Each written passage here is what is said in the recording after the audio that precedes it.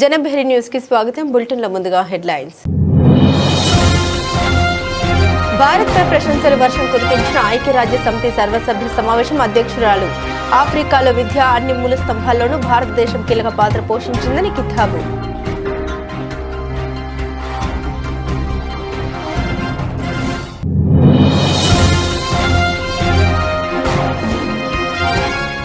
శ్రీ కాశీ విశ్వనాథుని ఆలయాన్ని సందర్శించిన ప్రధాని మోదీ. డోలు, సన్నాయి, శంకరావళి నడుమ పరమశివుడికి అత్యంత భక్తి శ్రద్ధలతో ప్రత్యేక పూజలు.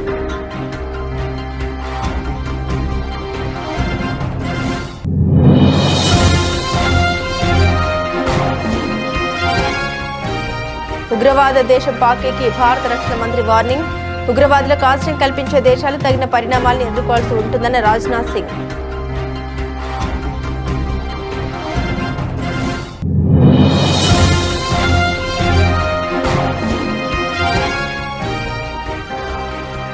బెంగాల్లో తుది దశ పోలింగ్ ప్రారంభం. ఉదయం నుండి పోలింగ్ బూత్ కు చేరుకున్న ఓటర్లు. ఓం చోట్ రిగ్గింగ్ కు పాల్పడ్డ టీఎంసీ.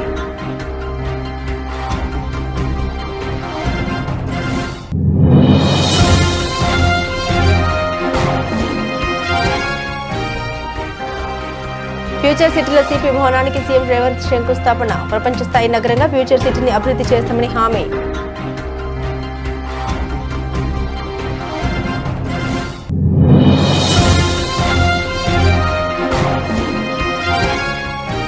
రైల్వే ప్రాజెక్టుల పురోగతిపై సీఎం చంద్రబాబు, కేంద్ర మంత్రి అశ్విని వైష్ణవ్ కీలక సమీక్ష. కొత్త జోన్ కార్యకలాపాలు, రైల్వే ప్రాజెక్టుల ప్రస్తుత పరిస్థితిపై సమగ్ర చర్చ.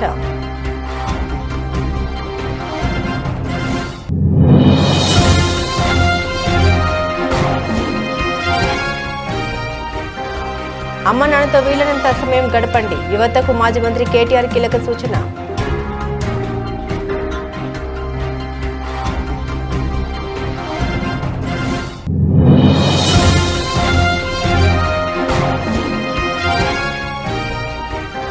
కేంద్ర పెట్రోలియం శాఖ కార్యదర్శిని కలిసిన అవినాష్ రెడ్డి. రాష్ట్రంలో 70% పెట్రోల్ బంకులు నో స్టాక్ బోర్డులు పెట్టాయని వెల్లడి.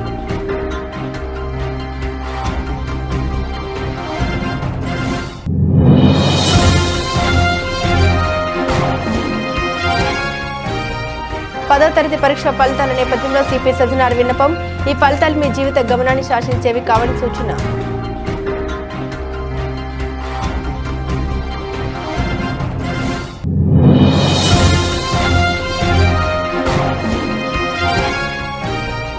ఇచ్చిన హామీలని అమలు చేసిన తాము. 2 ఏళ్లైనా సూపర్ 6 అమలు చేయని మీరు. Both are not same. Lokesh పై సెటర్లు వేసిన గుడివాడ అమర్నాథ్.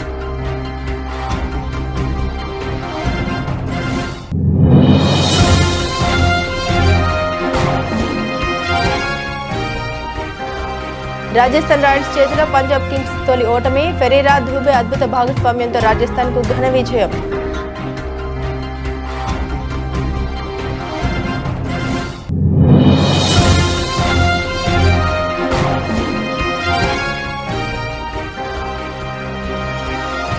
సూచీలకు భారీ లాభాలు. ఆటోమొబైల్, ఐటీ, రియాలిటీ రంగాల్లో కొనుగోలు లాభాల బాట.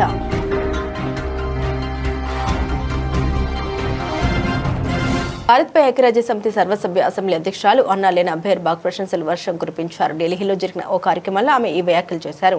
ఆఫ్రికాలో విద్యా అభివృద్ధి సంఘం చరిత్రలో దాని నియమావళిలోనూ అన్ని మూల స్తంభాల్లోనూ భారతదేశం కీలక పాత్ర పోషించిందని అన్నాలేనా బెర్బాక్ కితాబిచ్చారు. This is why I have traveled to India, one of the world's biggest democracies, and its continued leadership and partnership for multilateralism is central in these times. Its steadfast commitment to the Charter and the rule of law is a guaranteeing for peace for all of us. As one of the founding members of the United Nations, India has played a critical role throughout the organization's 80-year history and across all 3 pillars of the UN Charter. Since 1948 on peace and security, India has contributed more than 300,000 troops to more than 53 missions. More than 184 Indian peacekeepers have made the ultimate sacrifice in service of global peace. As a champion for the SDGs, the Sustainable Development Goals implementation, India leads in South-South cooperation, for example, by the Indian UN Development Partnership Fund to specifically support least developed countries, landlocked developing countries, and small island developing states in their pursuits to the SDGs. And at a time where there's a backlash against human rights and women's rights, it is important to remind people that both human rights and women's rights have been embedded in the UN since the beginning as a foundation of peace and development. As a great female Indian leader, Dr. Hansa Mehsa ensured that the Universal Declaration of Human Rights from 1948 reads not only all men, but all human beings are born free and equal. This steadfast commitment to the three principles, especially also to human rights, is even more important in a time where we undertake the selection and appointment process of a new Secretary General, a position that has యూపీలోని వారణాసి పర్యటనకు వచ్చిన భారత ప్రధాని నరేంద్ర మోదీకి అపూర్వ స్వాగతం లభించింది. బుధవారం ఉదయం శ్రీ కాశీ విశ్వనాథుని ఆలయాన్ని సందర్శించిన ప్రధాని మోదీ డోలు సన్నాయి శంకరావాల నడుమ పరమశివునికి అత్యంత భక్తి శ్రద్ధలతో ప్రత్యేక పూజలు నిర్వహించారు. అంతకుముందు లహూర్ అభీర్ క్రాసింగ్ వద్ద మోదీకి ఘన స్వాగతం పలికేందుకు ప్రజలు భారీ సంఖ్యలో పోటెత్తారు. వీధుల గుండా ప్రధాని కాన్వే వెళ్తుండగా హర హర మహాదేవ్ జై శ్రీరామ్ నినాదాలతో హోరెత్తించారు. ప్రధాని ఆద్యంతం అత్యుత్సాహంగా సాగింది. పర్యటనలో భాగంగా ఉత్తరప్రదేశ్లో ప్రతిష్టాత్మకంగా నిర్మించిన 594 కిలోమీటర్ల పొడవైన గంగా ఎక్స్ప్రెస్ వేను ప్రధాని మోదీ ప్రారంభించనున్నారు. మీరట్ ప్రయాగ్ నగరాలను కలుపుతూ హైస్పీడ్ కారిడార్ గా రూపుదిద్దుకున్న ఈ ప్రాజెక్టు రాష్ట్ర రవాణా ముఖ చిత్రాన్ని మార్చేయనుంది. తన 2 రోజుల వారణాసి పర్యటనలో భాగంగా ప్రధాని మంగళవారం బనారస్ లోకోమోటివ్ వర్క్ మైదానంలో జరిగిన మహిళా సమ్మేళనంలో పాల్గొన్నారు.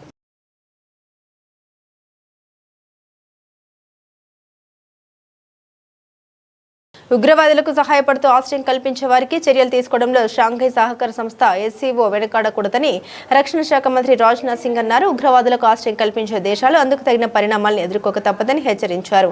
కిర్గిస్తాన్లో జరిగిన షాంఘై సహకార సంస్థ రక్షణ మంత్రుల సమావేశంలో ఆయన మాట్లాడారు. ఈ సందర్భంగా మాట్లాడుతూ గత సంవత్సరం జరిగిన పహల్గామ్ ఉగ్రదాడి యావత్ మానవాళిని కుదిపేసిందని అన్నారు. ఆ తర్వాత భారత్ ఆపరేషన్ సింధూర్ చేపట్టి ఉగ్రవాదులు ఎక్కడున్నా తప్పించుకోలేరని నిరూపించిందని అన్నారు. ఉగ్రవాదం ప్రపంచానికి ప్రధాన సమస్యగా మారిందని ఆందోళన వ్యక్తం చేశారు. తీవ్రవాదం ఉగ్రవాదంతో పలు సమస్యలు ఎదుర్కొంటున్నట్టు తెలిపారు. ఉగ్రవాద బెదిరింపులకు వ్యతిరేకంగా చర్యలు తీసుకోవడానికి భారత్ సిద్ధంగా ఉందని అన్నారు. जब दुनिया अभूतपूर्व संकटों का सामना कर रही है, पिछले कुछ वर्षों में लगातार हुए संघर्षों ने जान माल का भारी नुकसान भी किया है और यह सिलसिला चिंताजनक रूप से जारी है. डिफेंस और सिक्योरिटी से जुड़े होने के नाते यह हमारे लिए आत्ममंथन का समय है ताकि हम इस स्थिति से निपटने के लिए प्रभावी कदम उठा सकें. एक्सेलेंसी, इसी समय हम एक्सट्रीमिज्म, रेडिकलिज्म और टेररिज्म के रूप में एक और गंभीर चुनौती का सामना कर रहे हैं. आज के उभरते वर्ल्ड ऑर्डर में आतंकवाद सबसे बड़ा खतरा बनकर सामने आया है. इसी पृष्ठभूमि में एससीओ एक ऐसे ऑर्गेनाइजेशन के रूप में सामने आया जो हमारे शेयर्ड वैल्यूज पर आधारित है. इस संगठन ने हमेशा आतंकवादी विचारधाराओं और गतिविधियों की कड़ी निंदा की है और आतंकवाद के विरुद्ध सामूहिक संघर्ष को अपना आधार बनाया है. इसलिए आतंकवाद के खिलाफ लड़ाई इस संगठन के मूल सिद्धांतों में शामिल है. एक्सेलेंसी, पिछले वर्ष तियानजिन डिक्लेरेशन ने आतंकवाद के विरुद्ध हमारे दृढ़ और एकजुट रुख को स्पष्ट रूप से सामने रखा था. कुछ ही दिन पहले 22 अप्रैल को हमने पहलगाम में हुए भीषण आतंकी हमले के पीड़ितों को श्रद्धांजलि दी है. उस घटना ने न केवल एक क्षेत्र बल्कि पूरी मानवता को झकझोर कर रख दिया था. ऑपरेशन सिंदूर के दौरान हमने यह स्पष्ट कर दिया कि आतंकवाद के केंद्र अब सजा पाने से किसी प्रकार से बच नहीं सकते. आतंकवाद और उसके समर्थकों के प्रति यह हमारे जीरो टॉलरेंस के दृष्टिकोण का प्रमाण था, जिसे इस प्रतिष्ठित मंच ने भी स्वीकार किया है. लेकिन हमारी कलेक्टिव क्रेडिबिलिटी अपनी कसौटी पर तब खरी उतरती है जब इसकी निरंतरता बनी रहे. हमें यह नहीं भूलना चाहिए कि आतंकवाद का न कोई देश होता है और न कोई धर्म. टेररिज्म और इनोसेंट ह्यूमैनिटेरियन लॉस के लिए कोई भी। పశ్చిమ బెంగాల్ అసెంబ్లీ ఎన్నికల తుది దశ పోలింగ్ ప్రారంభమైంది. ఈ దశలో బెంగాల్ వ్యాప్తంగా మొత్తం 142 నియోజకవర్గాల్లో పోలింగ్ జరుగుతోంది. ఈ దశలో 41,000కు పైగా పోలింగ్ కేంద్రాల్లో ఓటింగ్ జరుగుతుంది. మొత్తం 1,448 మంది అభ్యర్థులు పోటీలో ఉన్నారు. ముఖ్యంగా భవానీపూర్ నియోజకవర్గం అందరి దృష్టిని ఆకర్షిస్తుంది. ఈ నియోజకవర్గం నుండి పశ్చిమ బెంగాల్ ముఖ్యమంత్రి మమతా బెనర్జీ పోటీ చేస్తున్నారు. ఇక మమతకు పోటీగా బీజేపీ నేత ప్రతిపక్ష నాయకుడు సువేందు అధికారి కూడా ఇదే నియోజకవర్గం నుండి బరిలోకి దిగారు. గత అసెంబ్లీ ఎన్నికల్లో నందిగ్రామ్ నియోజకవర్గంలో మమతపై సువేందు గెలుపొందిన సంగతి తెలిసిందే. ఈ ఎన్నికల్లో వీరిద్దరూ భవానీపూర్ వేదికగా తలపడుతున్నారు. కాగా సువేందు భవానీపూర్తో పాటు నందిగ్రామ్ నుండి కూడా బరిలోకి దిగుతున్నారు. ఈ రెండు నియోజకవర్గాలకి ఈ దశలో ఎన్నికలు జరుగుతున్నాయి. పోలింగ్ ముగిసిన తర్వాత ఎగ్జిట్ పోల్స్ విడుదల కానున్నాయి. తుది ఫలితాలు మే 4న ప్రకటించనున్నారు. పోలింగ్ సందర్భంగా భారీ భద్రతా ఏర్పాట్లు చేశారు. ఉదయం నుండే ఓటర్లు పెద్ద ఎత్తున పోలింగ్ కేంద్రాల వద్దకు చేరుకున్నారు. పలు చోట్ల టీఎంసీ నేతలు రిగ్గింగ్ గొడవలకు పాల్పడ్డారు. देखिए बहुत कैंपेन कर दिया हम लोग। आज वोटर्स को शांतिपूर्वक तरीके से वोट डालना देना चाहिए और हम लोग को व्यवस्था देखने के लिए घूमना चाहिए। ज्यादा आदमी लेकर इतना पत्रकार लेकर ये सब नहीं करना चाहिए। I request every reporters please wait outside the polling station. Is there any question? आई का जो बटन है उस बटन में सर पेपर लगा दिया गया, इस तरह का एलिगेशंस आ रहा है। ओल्ड प्रैक्टिस वहाँ रीपोल होना चाहिए। ప్రజల్ని భాగస్వాములు చేస్తూ ఫ్యూచర్ సిటీని అధునాతన నగరంగా తీర్చిదిద్దడమే ప్రభుత్వ లక్ష్యమని సీఎం రేవంత్ రెడ్డి అన్నారు. అందరూ కలిసి పనిచేస్తేనే సిటీ నిర్మాణం సాధ్యమవుతుందని సిపి భవన శంకుస్థాపన కార్యక్రమంలో స్పష్టం చేశారు. ఈ నగరం భావితరాలకు వరంగా మారుతుందని పేర్కొన్నారు. అయితే ఫ్యూచర్ సిటీ నిర్మాణం అంత సులభం కాదని వివరించారు. ఈ సందర్భంగా విపక్ష నేతలపై తనదైన శైలిలో సెటర్లు వేశారు. కొంతమంది ఫ్యూచర్ సిటీ నిర్మాణం విషయంలో తనను వ్యక్తిగతంగా లక్ష్యంగా చేసుకుంటున్నారని రేవంత్ అన్నారు. మీరు ఏడుస్తూనే ఉండండి, నేను చేసుకుంటూనే పోతూ ఉంటా అంటూ తనదైన శైలిలో ప్రతిపక్షాలకు చురకలంటించారు. శుక్రాచార్యుడు ఫామ్ హౌస్ లో పడుకున్నాడని, మారీచుడు సుబాహుడు జనంలో తిరుగుతున్నారంటూ బీఆర్ఎస్ అగ్రనేతలను ఉద్దేశించి అన్నారు. అందుకే శంషాబాద్ లో ఈ రోజు మనం బుల్లెట్ ట్రైన్ హబ్ కోసం ల్యాండ్ కేటాయించబోతున్నాం. నగరం నుంచి మెట్రో రైలు అక్కడికి తీసుకురాబోతున్నాం. అక్కడనే ఒక పెద్ద బస్ టెర్మినల్, వివిధ జిల్లాల నుంచి వివిధ రాష్ట్రాల నుంచి బస్సులో ప్రయాణించే వాళ్ళు అక్కడికి వచ్చేస్తే కావలసిన వాళ్ళు వెళ్ళాల్చుకున్న బుల్లెట్ ట్రైన్ హబ్ లో వాళ్ళు అక్కడనే డైరెక్ట్ జాయిన్ కావచ్చు. నగరంలో నుంచి ఎవరు వచ్చినా మెట్రోలో అక్కడికి వచ్చే విధంగా ఈ రోజు ఎయిర్పోర్ట్ పక్కల్లోనే తొందరలోనే పెద్ద ఎత్తున బుల్లెట్ ట్రైన్ల కోసము, మెట్రో రైలు కోసము, అదే విధంగా ఒక పెద్ద బస్ టెర్మినల్ ని ఈ రోజు ఈ ప్రాంతంలో మనం తెచ్చుకోబోతున్నాం. ఇవన్నీ కూడా మన భవిష్యత్ ప్రణాళికలు. ఈ భవిష్యత్ ప్రణాళికలు ముందుకు వెళ్ళాలి అని అంటే స్థానిక ప్రజాప్రతినిధులు సహకరించాలి. లీగల్ లిటిగేషన్స్ లేకుండా చూడాలి. అభివృద్ధి వాయిదా పడితే అంతకంత అంచనాలు పెరిగితే మనం ఏ అభివృద్ధిని కూడా అందిపుచ్చుకోలేము. మనకు అభివృద్ధికి సమస్యగా మారుతుంది. అందుకే రంగారెడ్డి జిల్లా మిత్రులందరికీ నా విజ్ఞప్తి, అద్భుతం రంగారెడ్డి జిల్లాలో జరగబోతుంది. ఇదే సిటీని నేను అటువైపు మేడ్చల్ సైడ్ అయినా కట్టొచ్చు. మా శ్రీధర్ బాబు గారు ఎప్పుడు అంటారు, మీరు ఇటు సైడే చూస్తున్నారు, మా కరీంనగర్ రోడ్డు దిక్కు నుంచి మీరేం మాకు అభివృద్ధి ఇస్తలేరని వారు అంటూ ఉంటారు. లేదా అటు పటాన్చెరు ఆ పక్కకు కూడా పోయి ఉండొచ్చు. కానీ నేను రోజు ఊరికి పోయేది ఈ పక్క నుంచే కాబట్టి అభిమానంతో ఇక్కడ ఈడ మీకు కాలుష్యకారమైన ఫార్మా ఇండస్ట్రీస్ పెడతా అంటే మీ జీవితాలలో ఈ విషం, ఈ కాలుష్యం ఉండొద్దు అని ఒక అద్భుతమైన నగరాన్ని ఆలోచన చేసినాం. దాని పేరు ఫ్యూచర్ సిటీ పెట్టుకున్నాం.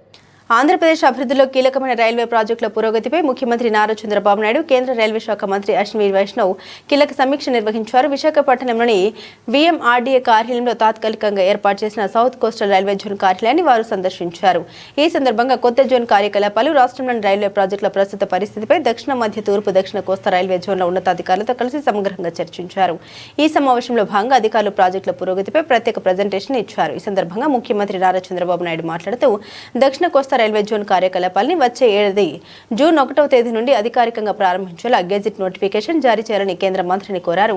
అలాగే కొత్తగా ఏర్పడుతున్న ఈ జోన్లో కొన్ని పాలనాపరమైన మార్పులు చేయాలని విజ్ఞప్తి చేశారు. ముఖ్యంగా ఆంధ్రప్రదేశ్ రాష్ట్ర పరిధిలోకి వచ్చే అరకు, కొత్త వలస సెక్షన్తో పాటుగా కర్నూలు, డోన్ సెక్షన్లను దక్షిణ కోస్తా రైల్వే జోన్లో విలీనం చేయాలని సూచించారు. కళాశాల వ్యాప్తంగా సామాజిక బాధ్యత గల యువ నాయకుల్ని తీర్చిదిద్దుతున్న విద్యార్థులచే నడపబడుతున్న స్వచ్ఛంద సంస్థ స్ట్రీట్ కాజ్ యొక్క ఉత్సాహభరితమైన బృందంతో మాజీ మంత్రి కేటీఆర్ మాట్లాడారు. గత 17 సంవత్సరాలుగా 13 లక్షలకు పైగా జీవితాల్ని ప్రభావితం చేసిన వారి ప్రయాణం యువత నడిపించే మార్పు యొక్క నిజమైన శక్తిని ప్రతిబింబిస్తుందని కేటీఆర్ అభినందించారు. వారి లక్ష్యానికి మద్దతు ఇవ్వడం మరియు వారి కార్యక్రమాల్ని మరింత బలోపేతం చేయడానికి donatestreetcause.org ను ప్రారంభించడం తనకు గర్వంగా ఉందని పేర్కొన్నారు. ఈ సందర్భంగా ఆయన యువతతో మాట్లాడుతూ అమ్మ నాన్నతో వీలైనంత సమయం గడపండి సూచించారు. మన తల్లిదండ్రుల్ని ఆప్యాయంగా హత్తుకుంటే వారి కళ్ళల్లో ఆనందం కనిపిస్తుందని, సమయం అనేది చాలా త్వరగా గడిచిపోతుందన్నారు. ఒక్కసారి వెనక్కి తిరిగి చూస్తే మనకంటూ మొదటి జ్ఞాపకాలు ఏం కనిపించవని తెలిపారు KTR. I don't know your dad, but trust me, just go give him a hug and kiss him. He'll love it. Honestly, I'm not even kidding. After going home, you need to. No, I'm a dad today. I have a 20-year-old son and a 17-year-old daughter. I can tell you, today, when I look back, girls and boys, I'll tell you one thing, please remember this. Life goes by in a jiffy. In the blink of an eye, time అయిపోతుంది, మనకు అర్థం కూడా కాదు. ఇప్పుడు when you're sitting here, see, every single moment that we spend on this planet, time and space make it very unique. That those two coordinates make every single occasion, every single situation unique. But కళ్ళు మూసి తెరిచే లోపల అంటారు చూడు, నిజంగా కూడా మీకు ఇప్పుడు నా కాలేజ్ డేస్ అని గుర్తు చేసుకుంటే 90% గుర్తురాదు. 10% ఏదో కొన్ని things I remember. School days అనుకుంటే maybe 5% I remember. So last year ఏం జరిగింది, అంతకుముందు ఏం జరిగిందంటే ఇప్పుడు you think back, it just goes like that. So my only suggestion to you is live in the movement, and if you like hugging your dad or mom, please do it. Don't even hesitate, don't even think nu kestara మీ డాడే కదా ఏమైతే. So పెద్ద ఫరక్ కూడా పడదు, కానీ he'll love it. I'm telling you, he'll love that expression of love and affection. Every dad, even my dad, I never hugged him till I was like 40 maybe. First time I think I hugged him was after that 2015 GHMC election. Dagar voi kaal mokkina, he did that, I did that, and then I was like, okay, this is good. This was more recent, my birthday. So aitadi in India especially, male children and dads have this problem, whereas girls on the other hand, they are affectionate. Poi mida vadtaru, tantaru, gudutaru, so వాళ్ళకి నడుస్తుంది dads తోని. But I think you're a boy and you should do it also, and I think your dad will love it. Absolutely. This is something that ఏపీలో కొనసాగుతున్న ఇంధన సంక్షోభంపై YCP తన పోరాటాన్ని ఢిల్లీ స్థాయికి తీసుకెళ్లింది. Party MP YS Avinash Reddy కేంద్ర పెట్రోలియం శాఖ కార్యదర్శి నీరజ్ మిట్టల్ను కలిసి రాష్ట్రంలోని పరిస్థితులపై ఫిర్యాదు చేశారు. రాష్ట్రంలో సుమారు 70% పెట్రోల్ బంకులు నోస్టాక్ బోర్డులు పెట్టాయని, బైక్లకు కూడా 200 కంటే ఎక్కువ పెట్రోల్ పోయిన దుస్థితి నెలకొందని ఆయన కేంద్ర అధికారుల దృష్టికి తీసుకెళ్లారు. అనంతరం మీడియాతో మాట్లాడిన అవినాష్ రెడ్డి ప్రజల కష్టాన్ని తీర్చాల్సిన రాష్ట్ర ప్రభుత్వమే బ్లాక్ మార్కెట్ చేసే వారితో కుమ్మక్కు అయిందని సంచలన ఆరోపణ చేశారు. ముఖ్యంగా రబీ కోతల సమయంలో డీజిల్ దొరక్క రైతులు, ఏరియేటర్లు నడవక ఆక్వా రైతులు తీవ్రంగా నష్టపోతున్నారని ఆవేదన చెందారు. కమర్షియల్ ఎల్పీజీ ధరలు పెరిగినా బ్లాక్ మార్కెటింగ్ ఆగడం లేదని, ఆయిల్ కంపెనీల సరఫరాను తగ్గించడం వెనుక ఉన్న ఉద్దేశపూర్వక చర్యలపై విచారణ జరపాలని డిమాండ్ చేశారు. తక్షణమే ఏపీకి అవసరమైన ఇంధన నిల్వల్ని పంపి పరిస్థితిని చక్కదిద్దాలని ఆయన విజ్ఞప్తి చేశారు. గడిచిన కొన్ని రోజులుగా ఆంధ్రప్రదేశ్ రాష్ట్రంలో డీజిల్ కొరత, పెట్రోల్ కొరత తీవ్ర స్థాయిలో ఉంది. ఈ నేపథ్యంలో ప్రజలు, ముఖ్యంగా రైతులు కావచ్చు, ఉద్యోగులు కావచ్చు, అన్ని రకాల వీళ్ళు వాళ్ళని తేడా లేకుండా అన్ని వర్గాల ప్రజలు కూడా ఈ డీజిల్ పెట్రోల్ క్రైసిస్ వలన గడిచిన కొన్ని రోజులుగా తీవ్రంగా ఇబ్బంది పడుతూ ఉన్నారు. మరి మా నాయకుడు జగన్మోహన్ రెడ్డి గారి ఆదేశానుసారం ఇవాళ ఢిల్లీలో కేంద్ర ప్రభుత్వానికి సంబంధించిన petroleum and natural gas secretary Neeraj Mittal గారిని కలవడం జరిగింది. కలిసి ఆంధ్రప్రదేశ్ రాష్ట్రంలో ఎందుకు డిమాండ్కు సప్లైకి మధ్య ఇంత గ్యాప్ ఎందుకుంది, ఎందుకు మా ఒక్క రాష్ట్రంలోనే పెట్రోల్ క్రైసిస్, డీజిల్ క్రైసిస్ ఇంత తీవ్రంగా ఉంది అని చెప్పి ఆయనను అడగడం జరిగింది. ఆయన విస్తుపోయే సమాధానాలు, ఆశ్చర్యపోయే సమాధానాలు చెప్పినాడు. చెప్పడమే కాకుండా ఆ సమాధానాల తాలూకు ప్రూఫ్స్ కూడా ఆయన ఆఫీస్లో నుంచి ప్రూఫ్స్ కూడా ఇవ్వడం జరిగింది. ఆంధ్ర రాష్ట్రంలో కమిషనర్ సివిల్ సప్లైస్ ఎవరైతే ఉన్నారో, కమిషనర్ సివిల్ సప్లైస్ ఆయిల్ కంపెనీస్కు రాశారు. ఏమని రాశారంటే, కమర్షియల్ డీజిల్, బల్క్ డీజిల్ ఏదైతే ఉందో ఆ బల్క్ డీజిల్ను సాధారణ ప్రజలు పట్టుకునే పెట్రోల్ బంకుల్లో అంటే రీటైల్ అవుట్లెట్లలో అమ్మండి అని చెప్పి ఒక సర్క్యులర్ ఇష్యూ చేసి 10వ తరగతి పరీక్ష ఫలితాల నేపథ్యంలో విద్యార్థులకు తల్లిదండ్రులకు ఉపాధ్యాయులకు హైదరాబాద్ నగర పోలీస్ కమిషనర్ సజ్జనార్ ఓ విజ్ఞప్తి చేశారు. ఈ ఫలితాలు మీ జీవిత గమనాన్ని శాసించేవి కావు, మీ సుదీర్ఘ ప్రయాణంలో ఇదొక చిన్న మలుపు మాత్రమేనని గుర్తించండి అంటూ సూచించారు. ఇటీవల ఇంటర్మీడియట్ ఫలితాల తర్వాత కొన్ని నిండు ప్రాణాలు అర్ధంతరంగా గాల్లో కలిసిపోవడం తనను తీవ్రంగా కలిచివేసిందన్నారు. మార్కులు తక్కువ వచ్చాయని లేదా విఫలమయ్యాయని ప్రాణాలు తీసుకోవడం ఏ సమస్యకు పరిష్కారం కాదని, అది మీ కుటుంబాలకు తీరని శోకాన్ని మాత్రమే మిగులుస్తుందని పేర్కొన్నారు. అందరికీ నమస్కారం. రేపు 10వ తరగతి రిజల్ట్స్ రాబోతున్నాం. దాని గురించి కొన్ని విషయాలు మాట్లాడడానికి ముందు రావడం జరిగింది. అందరు కూడా తెలుసు, ఇటీవల ఇంటర్మీడియట్ ఎగ్జామ్ రిజల్ట్ రావడం జరిగింది. కొంతమంది ఆత్మహత్యలు చేసుకోవడము చాలా బాధ అనిపించింది. వాళ్ళు తల్లిదండ్రులు కూడా చాలా బాధలు, చాలా విషయాలు కూడా బయట రావడం జరిగింది. మన ఉమెన్ సేఫ్టీ వింగ్ ఆఫీసర్స్ ఇటీవల ఆత్మహత్య చేసుకున్న పిల్లల తల్లిదండ్రుల దగ్గర వెళ్ళి అక్కడ జరిగిన కొన్ని విషయాల పైన మాట్లాడడం జరిగింది. ఎగ్జామ్స్ రిజల్ట్స్ అది మన ఒక కెరియర్ భాగం. 10th ఎగ్జామ్ అంటే ఒక కెరీర్ లో ఒక చిన్న స్టెప్. ఈ రిజల్ట్స్ వచ్చే ముందు గానీ రిజల్ట్స్ తర్వాత టీచర్స్ పైన, పేరెంట్స్ పైన జవాబుదారీ ఉంది. ఇటీవల చూసింది ఏమంటే పేరెంట్స్ వాళ్ళ ఆశల్ని వాళ్ళు పిల్లల పైన రుద్దడానికి ప్రయత్నం చేస్తారు. పిల్లల ద్వారా సాధించాలని చెప్పి వాళ్ళు చూస్తుంటారు. అది మంచిది కాదు. పిల్లలకి అట్లా వచ్చింది, మా పిల్లలకి ఇట్లా వచ్చిందని చెప్పి వాళ్ళు మాట్లాడడం కూడా మంచిది కాదు. చాలా మంది వాళ్ళు పిల్లలు కూడా వాళ్ళు ఏమనుకుంటారంటే మనం ఫెయిల్ అయితే సమాజం మన గురించి ఏం ఆలోచిస్తుందని చెప్పి బాధపడుతుంటారు. సో ముఖ్యంగా ఎగ్జామ్స్ వచ్చిన తర్వాత పేరెంట్స్ అందరికీ, ముఖ్యంగా టీచర్స్ అందరూ కూడా ఎవరెవరు ఇలాంటి తక్కువ మార్క్స్ వచ్చిన పిల్లలతో చాలా టైం గడపాలి. పేరెంట్స్ వాళ్ళతో ఉండాలి, వాళ్ళకు ధైర్యం నింపాలి, అట్లానే వాళ్ళకు తెలియపరచాలి. ఎగ్జామ్స్ అనేది ఒక చిన్న స్టెప్. రెట్టింపు ఉత్సాహంతో రాసి ఇంకా ఎక్కువ మార్క్స్ తీసుకోవడానికి ఒక మంచి అవకాశం అని చెప్పి పాజిటివ్ ఫీలింగ్ తీసుకోవడానికి వాళ్ళు ప్రయత్నం చేయాలి. ఈ అనాలిసిస్ లో బయటపడింది ఏమంటే ఇలాంటి పిల్లలు కొంతము సింగిల్ గా ఉండడము, మౌనంగా ఉండడము, గదిలో ఉండడము, లేదంటే అన్నం తక్కువ తినడము, లేదంటే లైఫ్ లో ఏదో పెద్ద కోల్పోయినట్లు వాళ్ళ ఒక బిహేవియర్ ఉంటుంది. దాన్ని పేరెంట్స్, టీచర్స్ గమనించాలి. కొంచెము ప్రోత్సహించే విధంగా వాళ్ళతో ఎక్కువ మాట్లాడడం. కానీ పేరెంట్స్ చాలా మంది ఇప్పుడు ఫాదర్ కూడా బయట పోతారు, మదర్ కూడా బయట పోతారు, పిల్లలు ఒకరే అయిపోతారు. అలాంటి సమయం కూడా ఈ ఆత్మహత్య చేసుకోవడము మనము గమనించాను. మీరు ఈ టైంలో వాళ్ళతో ఎక్కువ టైం స్పెండ్ చేయండి. అవసరమైతే మీరు లీవ్ పెట్టి పిల్లలతో టైం గడపండి. టీచర్స్ పైన కూడా చాలా ఒక పెద్ద రెస్పాన్సిబిలిటీ ఉంది. మార్క్స్ వచ్చిన వాళ్ళు 100 out of 100 వచ్చిన వాళ్ళతో టైం గడపకుండా మీరు ఇలాంటి మార్క్స్ వచ్చిన పిల్లలతో ఎక్కువ టైం గడపండి. వాళ్ళతో ఫోన్ లో మాట్లాడండి, లేదంటే పిలిపించి మాట్లాడండి, లేదంటే ఇలాంటి 4-5 పిల్లలతో కలిసి ఎంకరేజ్మెంట్ అయ్యే విధంగా మాట్లాడండి. కానీ వాళ్ళని ఒంటరిగా వదలొద్దు. ఎందుకంటే దీని వల్లనే వాళ్ళకి రకరకాల ఆలోచన రావడము, సమాజం గురించి, కెరియర్ గురించి చాలా ఏదో. వైఎస్ఆర్సీపీ హయాంలో కరోనా వంటి ప్రళయాన్ని హ్యాండిల్ చేస్తే చంద్రబాబు ప్రభుత్వం 2 లీటర్లు పెట్రోల్ ఇవ్వలేక చేతులెత్తేస్తుందని మాజీ మంత్రి గుడివాడ అమర్నాథ్ అన్నారు.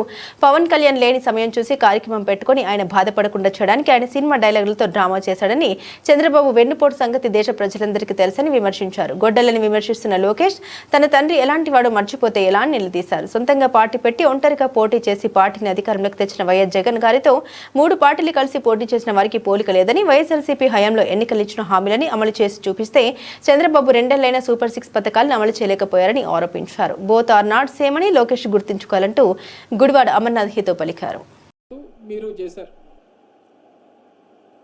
అసలు గొడ్డలి అనేటువంటిది చెప్పండి. అసలు మీరే కదా ప్రభుత్వంలో ఉన్నారు, కేంద్రంలో మీరే ప్రభుత్వంలో ఉన్నారు, రాష్ట్రంలో మీరే ప్రభుత్వంలో ఉన్నారు. తేల్చండి, గొడ్డల సంగతి ఏంటి తేల్చండి. మేము కూడా మాట్లాడగలం. నీ వెన్నుపోటు సంగతి ప్రజలందరికీ తెలుసు. వెన్నుపోటు గురించి రుజువు చేయాల్సినటువంటి పనే లేదు. మీ వెన్నుపోటు గురించి ప్రపంచ దేశాలన్నీ తెలుసు.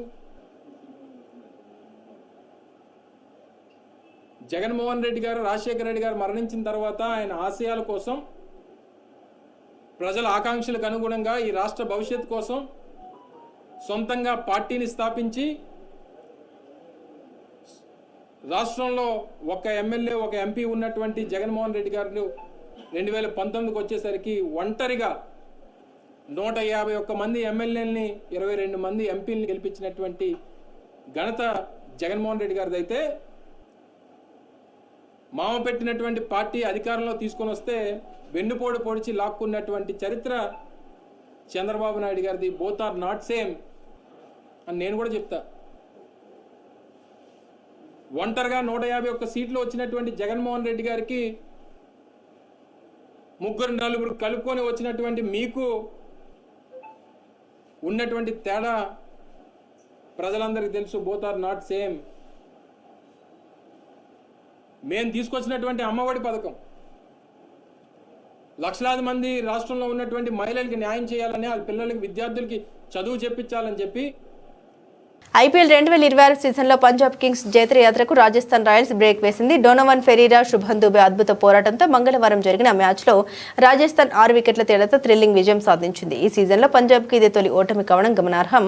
ఫెరీరా, దుబే కేవలం 32 బంతుల్లో 77 పరుగుల అజేయ భాగస్వామ్యం నెలకొల్పి ఓటమి అంచున ఉన్న జట్టును విజయ తీరాలకు చేర్చారు. 223 పరుగుల భారీ లక్ష్యంతో బరిలోకి దిగిన రాజస్థాన్ ఛేదనకు 15 నెలల యువ సంచలనం వైభవ్ సూర్యవంశీ అదిరిపోయే ఆరంభాన్నిచ్చాడు. సూర్యవంశీ అవుట్ అయ్యాక యశస్వి జైస్వాల్ 27 బంతుల్లో 51 బాధ్యత తీసుకున్నారు. అయితే పంజాబ్ స్పిన్నర్ యజేంద్ర చౌహాల్ విజృంభించి జైస్వాల్, రియాన్ పరాగ్, ధ్రువ్ జురెల్ వికెట్లు పడగొట్టి రాజస్థాన్ దెబ్బకొట్టాడు. దీంతో ఒక దశలో రాజస్థాన్ విజయానికి 52 బంతుల్లో 100 పరుగులు అవసరమయ్యాయి. ఈ సమయంలో క్రీజులోకి వచ్చిన ఫెరీరా, దుబే స్పిన్నర్ల ఓవర్లు ముగియగానే పేసర్లపై ఎదురుదాడికి దిగారు. చివరి వరకు నిలబడి 19.2 ఓవర్లలోని జట్టుకు విజయాన్ని అందించారు. అంతకు ముందు బ్యాటింగ్ చేసిన పంజాబ్ కింగ్స్ మార్కస్ స్టోయినిస్ట్ మెరుపు ఇన్నింగ్స్ ప్రభు సిమ్రాన్ సింగ్ అర్ధ శతకంతో 20 ఓవర్లలో భారీ స్కోరు సాధించింది.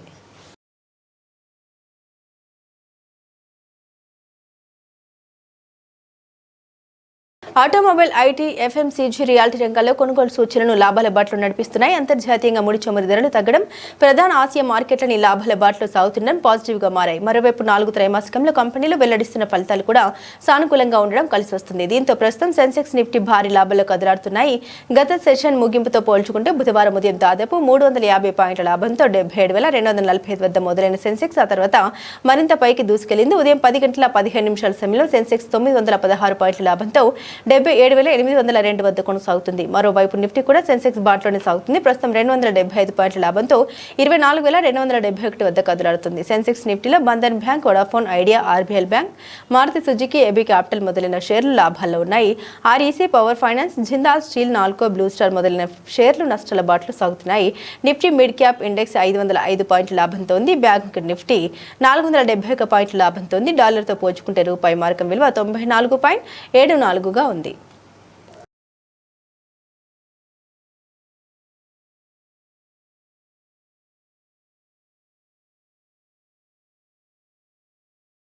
బులెటిన్ ముగించే ముందు హెడ్లైన్స్ మరోసారి. భారత్పై ప్రశంసల వర్షం కురిపించిన ఐక్యరాజ్య సమితి సర్వసభ్య సమావేశం అధ్యక్షురాలు. ఆఫ్రికాలో విద్య అన్ని మూల స్తంభాల్లోనూ భారతదేశం కీలక పాత్ర పోషించిందని కితాబు.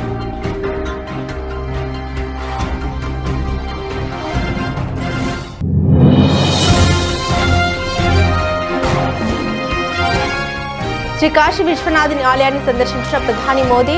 డోలు, సన్నాయి, శంకరావళి నడుమ పరమశివుడికి అత్యంత భక్తి శ్రద్ధలతో ప్రత్యేక పూజలు.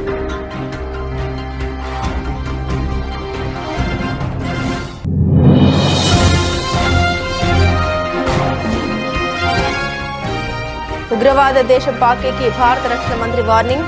ఉగ్రవాదులకు ఆశ్రయం కల్పించే దేశాలు తగిన పరిణామాలను ఎదుర్కోవాల్సి ఉంటుందన్న రాజ్నాథ్ సింగ్.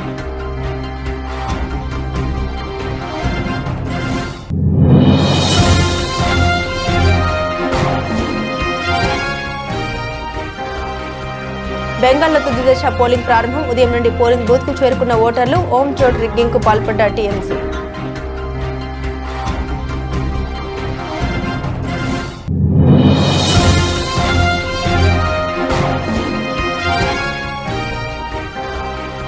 ఫ్యూచర్ సిటీలో సిపి భవనానికి సీఎం రేవంత్ శంకుస్థాపన. ప్రపంచ స్థాయి నగరంగా ఫ్యూచర్ సిటీని అభివృద్ధి చేస్తామని హామీ.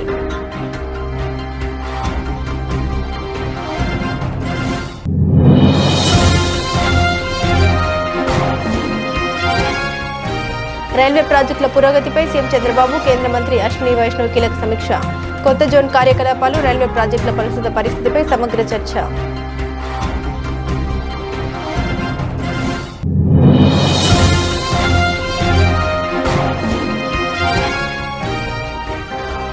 అమ్మ నాన్నతో వీలైనంత సమయం గడపండి. యువతకు మాజీ మంత్రి కేటీఆర్ కీలక సూచన.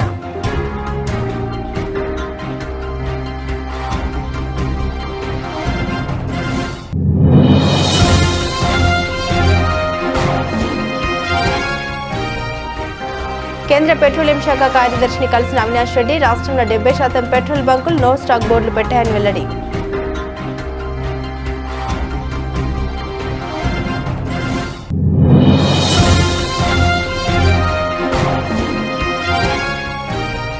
10వ తరగతి పరీక్ష ఫలితాల నేపథ్యంలో సిపి సజ్జనార్ విన్నపం. ఈ ఫలితాలు మీ జీవిత గమనాన్ని శాసించేవి కావని సూచన.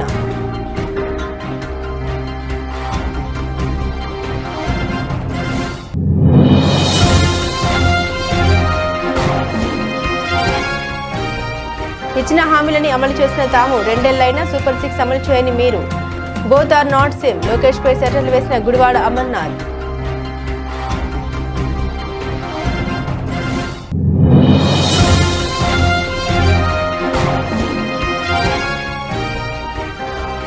రాజస్థాన్ రాయల్స్ చేతిలో పంజాబ్ కింగ్స్ తొలి ఓటమి. ఫెరీరా, దుబే అద్భుత భాగస్వామ్యంతో రాజస్థాన్ కు ఘన విజయం.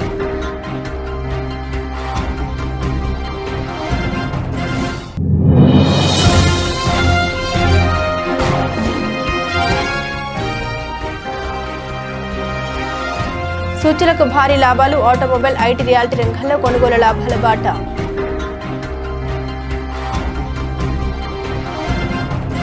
ఇవి బులెటిన్లోని విశేషాలు. తిరిగి మరో బులెటిన్తో మళ్ళీ కలుసుకుందాం. అంతవరకు సెలవు. నమస్కారం.